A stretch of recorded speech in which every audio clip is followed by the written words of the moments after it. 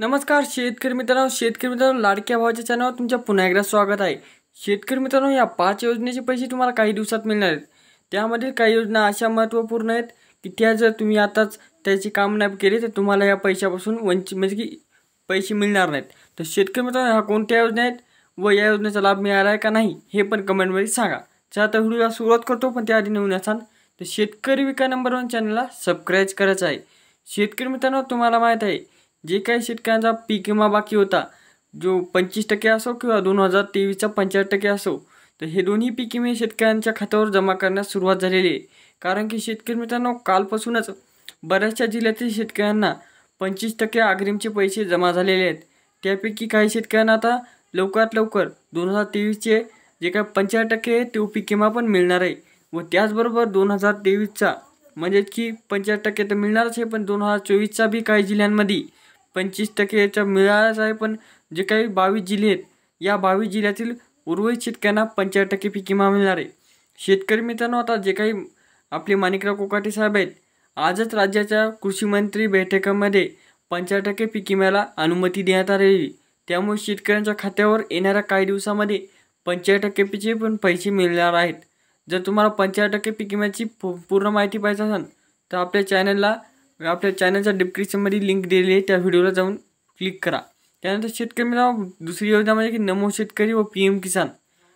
कारण की शेतकरी मित्रांनो, नमो शेतकरीचा जो काही 7वा हप्ता आहे त्यासाठी शेतकरी खूप प्रतीक्षेने वाट पाहत आहेत व इथून मागचे 6 हप्ते पण म्हणजे की 6 हप्ते तुम्हाला यशस्वी पोहोचलेले आहेत। पण शेतकरी मित्रांनो, 7व्या हप्त्यासाठी तुम्हाला अत्यंत महत्त्वाचे एक कागदपत्र लागणार आहे, ते म्हणजे की फार्मर ID। तर शेतकरी मित्रांनो, फार्मर ID म्हणजे जसे आपल्या शेतकऱ्यांचे जसे आधार कार्ड असतात तसे आपल्या शेतीचे आधार कार्ड म्हणून फार्मर ID काढावं लागणार आहे। फार्मर ID नसेल तर तुम्हाला नमोचा 7वा हप्ता मिळणार नाही। त्यानंतर शेतकरी मित्रांनो, पुढची योजना ती म्हणजे की PM किसान। तर शेतकरी मित्रांनो, PM किसानची तारीख देखील म्हणजे की जाहीर करण्यात आलेली आहे। PM किसानची तारीख 28 मे ते 1 जूनपर्यंत तुम्हाला PM किसानचा 20वा हप्ता मिळणार आहे। तर शेतकरी मित्रांनो, PM किसानच्या 20व्या हप्त्यासाठी पण शेतकरी ओळखपत्र म्हणजे की फार्मर ID आवश्यक आहे।